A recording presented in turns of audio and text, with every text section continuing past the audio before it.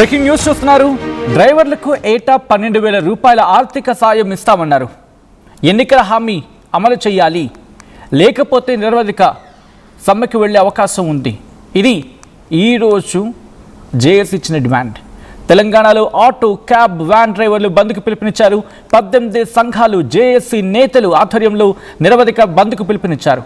ఈ రోజు అర్ధరాత్రి నుంచి బంద్లోకి దిగబోతున్నారు డ్రైవర్లకు ఏటా 12,000 రూపాయల ఆర్థిక సాయం ఇస్తామంటూ ఎన్నికల హామీ ఇచ్చింది ఇన్ఫాక్ట్ కాంగ్రెస్ సర్కార్. దాన్ని అమలు చేయాలని డిమాండ్ చేస్తున్నారు. డ్రైవర్ల దీర్ఘకాలిక డిమాండ్లు వెంటనే పరిష్కరించాలని విజ్ఞప్తి చేస్తున్నారు. ప్రైవేటు రవాణా కార్మికుల సంక్షేమ బోర్డు ఏర్పాటు చేయాలని డిమాండ్ చేస్తున్నారు. బంద్ విజయవంతం చేయాలని కార్మికులు పిలుపునిచ్చారు. ఆర్టీసీ ద్వారా ఈవీ ఆటోలు ప్రవేశపెట్టే ప్రతిపాదనలు విరమించుకోవాలంటూ ఉన్నారు డ్రైవర్లు. ఆటో, క్యాబ్ మీటర్ ఛార్జీలు పెంచాలని డిమాండ్ చేస్తున్నారు. ఓలా, ఊబర్, ర్యాపిడో, బైక్ సేవలపై నిషేధం విధించాలని, గిగ్ వర్కర్స్ అగ్రిగేటెడ్ పాలసీని తెలంగాణలో అమలు చేయాలని, ట్రాఫిక్ చలనాలపై 80% సబ్సిడీ ఇవ్వాలని డిమాండ్ చేస్తున్నారంటే అర్థం చేసుకోవచ్చు. దీంతో పాటు అనేక అంశాలను వీళ్ళు తెర మీద తీసుకురావడం జరుగుతోంది. అనేదో బిగ్ బ్రేకింగ్ న్యూస్ చూస్తున్నారు. తెలంగాణలో ఆటో, క్యాబ్, వ్యాన్ డ్రైవర్లు బంద్కు పిలుపునిచ్చారు. 18 సంఘాల జేఏసీ నేతల ఆధ్వర్యంలో నిరవధిక బంద్కు పిలుపునిచ్చారు. ఈ అర్ధరాత్రి నుంచి బంద్లోకి దిగబోతూ ఉన్నారు డ్రైవర్లకు ఏటా 12,000 ఆర్థిక సాయం, 12,000 రూపాయల ఆర్థిక సాయం ఇస్తామంటూ ఎన్నికల హామీ ఇచ్చారు కదా, వాటిని అమలు చేయాలి అంటూ డిమాండ్ చేస్తున్నారు. డ్రైవర్లకు దీర్ఘకాలిక డిమాండ్లు ఉన్నాయి, వాటిని వెంటనే పరిష్కరించాలంటూ విజ్ఞప్తి చేస్తున్నారు. ఈ క్రమంలోనే ప్రైవేటు రవాణా కార్మికుల సంక్షేమ బోర్డు కూడా ఏర్పాటు చేయాలని వాళ్ళు డిమాండ్ చేస్తున్నారు. బంద్ విజయవంతం చేయాలని కార్మికులకు పిలుపునిచ్చారు జేఏసీ. ఆర్టీసీ ద్వారా ఈవీ ఆటోలు ప్రవేశపెట్టే ప్రతిపాదనను విరమించుకోవాలంటూ ఉన్నారు డ్రైవర్లు. ఆటో, క్యాబ్ వీటి మీటర్ ఛార్జీలు పెంచాలని డిమాండ్ చేస్తున్నారు. వీరితో పాటు ఓలా, ఊబర్, ర్యాపిడో, బైక్ సేవలపై నిషేధం విధించాలని, గిగ్ వర్కర్స్ అగ్రిగేటెడ్ పాలసీని తెలంగాణలో అమలు చేయాలని, ట్రాఫిక్ చలనాలపై 80% సబ్సిడీ ఇవ్వాలంటూ కూడా డిమాండ్ చేస్తున్నారంటే అర్థం చేసుకోవచ్చు. ఈ నేపథ్యంలో ఎటువంటి ఇంకా డిమాండ్స్ వినిపిస్తున్నాయి, ఏమంటూ ఉన్నారు, దీనికి సంబంధించి పూర్తి సమాచారం తెలుసుకుందాం. మా ప్రతినిధి సురేష్ అప్డేట్స్ అందించేందుకు సిద్ధంగా ఉన్నారు. సురేష్, ఇంకా జేఏసీ ఏమంటూ ఉంది? ఏమైనా టైం బౌండ్ విధించే ప్రయత్నం జరుగుతూ ఉందా, లేకపోతే ప్రభుత్వంతో మాట్లాడే ప్రయత్నం జరుగుతూ ఉందా?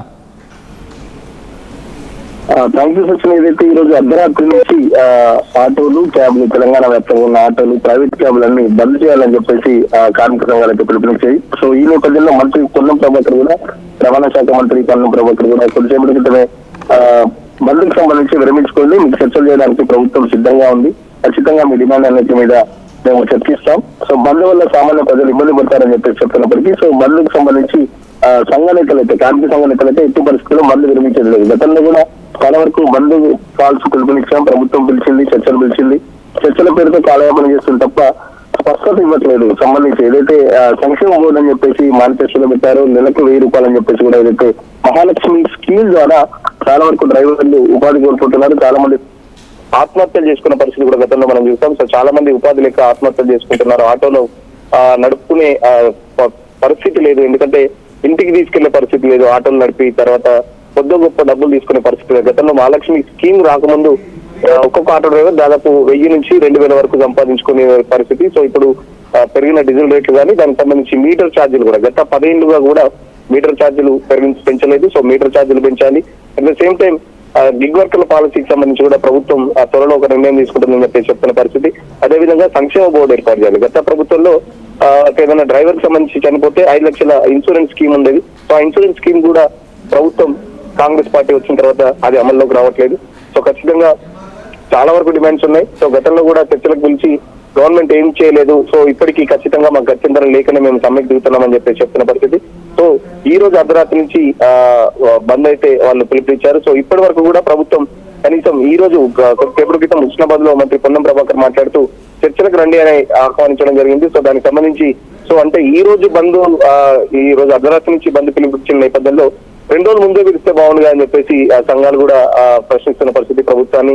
సో బంద్ పెట్టుకున్న రోజే మళ్ళీ మంత్రి మాట్లాడడం సంబంధించి బంద్ వల్ల ఇబ్బందులు పడుతున్నారని చెప్పేసి చెప్తున్న పరిస్థితి. సో ప్రజలను ఇబ్బంది పెట్టాల్సిన మాకు అది లేదు, కానీ కాకపోతే మేము ఇబ్బందులు పడుతున్నాం, ఫ్యామిలీని పోషించుకోలేని పరిస్థితి ఉంది. పెరిగిన డీజిల్ రేట్లు కానీ ట్రాఫిక్ చలనాలు కూడా దాదాపు 1000 రూపాయలు పొద్దునంతా తిరిగి కష్టపడి సంపాదిస్తే ట్రాఫిక్ చలనాలకి దాదాపు 80% పోతుంది. ఇష్టం వచ్చినట్టు నో పార్కింగ్ లో కానీ లేకపోతే ట్రాఫిక్ చలనాలు అడ్డగోలు చలనాలు వేసి కూడా మా సంపద అంతా దోచుకుంటున్నారని చెప్పేసి కూడా ఆటో డ్రైవర్లు ఆవేదన వ్యక్తం చేస్తున్నారు. సో ఖచ్చితంగా నెలకు 1000 రూపాయలతో పాటు చాలా వరకు పెండింగ్ ఇష్యూస్ ఉన్నాయి, సంక్షేమ బోర్డు ఇట్లా చాలా వరకు పెండింగ్ ఇష్యూస్ ఉన్నాయి. ఆ ఇష్యూస్ అన్ని క్లియర్ చేయాలంటే సమ్మెకి పోవడమే మాకు గత్యంతరం లేదు, సమ్మెకి పోవాల్సిన అనివార్యత ఏర్పడింది. సో ఖచ్చితంగా ప్రభుత్వం ఏదైతే చర్చలకు పిలుస్తుందో ప్రభుత్వం మీద నమ్మకం లేదంటూనే కార్మిక సంఘాలు మాత్రం సమ్మెకి పోయేది ఖచ్చితం. సో సమ్మెలో ఎలాంటి వెనకడుగు వేసేది లేదని చెప్పేసి కూడా 18 సంఘాలకు సంబంధించిన జేఏసీ నాయకులు కూడా తీర్మానించారు. గత కొద్దిసేపటి క్రితమే వాళ్ళు కూడా ప్రెస్ కాన్ఫరెన్స్ కూడా పెట్టారు. సో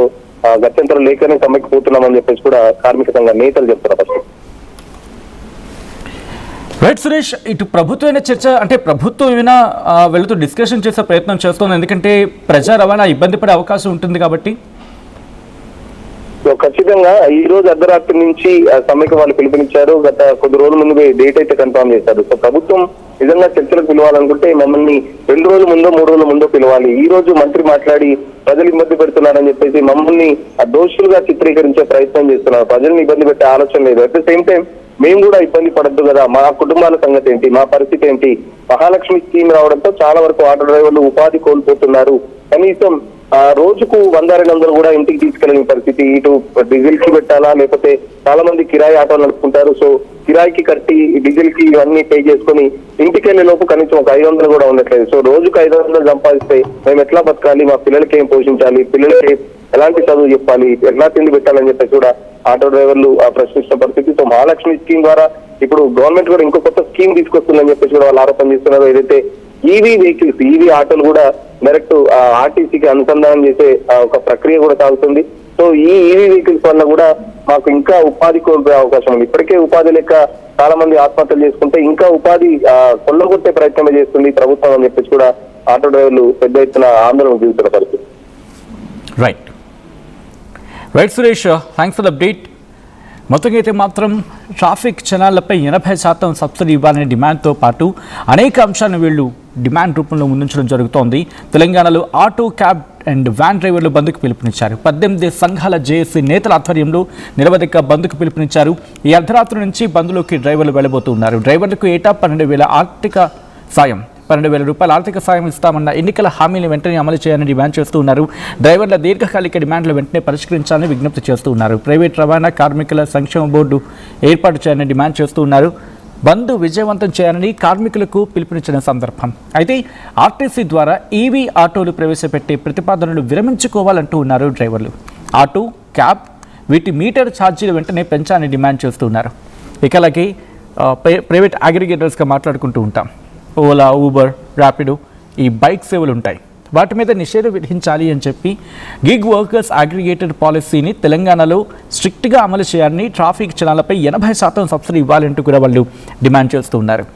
ఒకవేళ ఇదే జరిగితే అంటే వీళ్ళు కనుక నిరవధిక బంద్లోకి వెళ్ళిపోతే ఎటువంటి ఇంపాక్ట్ ఉంటుంది అనుకుంటున్నారు? ఎందుకంటే సాధారణంగా హైదరాబాద్ లాంటి మహానగరాల్లో ఒక్కసారి ఆటో ఆగినా లేకపోతే ఈ వ్యాన్ లాంటివి ఆగినా ఇంపాక్ట్ మనకు తెలుసు.